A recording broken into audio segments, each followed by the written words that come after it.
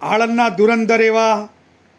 કિરીટભાઈ વકીલ, જેઓ criminal case એટલે કે નેગોશિયલ ઇન્સ્ટ્રુમેન્ટ એક્ટ 138 ચેક બાઉન્સના કેસમાં ખૂબ જ મહારથ તેમને છે અને કોઈ પણ કેસ તેઓ અત્યાર સુધી અસફળ થયા નથી. એ જ રીતે જય અંબે ફાઇનાન્સના એક કેસમાં જે જૈન સાહેબની કોર્ટમાં ચાલુ હતો, જેનો ચુકાદો તેમની તરફેણમાં આવ્યો છે અને આરોપીને નેગોશિયલ ઇન્સ્ટ્રુમેન્ટ એક્ટની કલમ 138 મુજબ 2 વર્ષની સાદી કેદની સજાનો હુકમ થયો છે તથા ક્રિમિનલ પ્રોસિજર કોડની કલમ 357/3 મુજબ ફરિયાદીને વળતર પેટે 3 લાખ રૂપિયા ચૂકવવાના હુકમ કરવામાં આવ્યો છે અને આ દંડની રકમ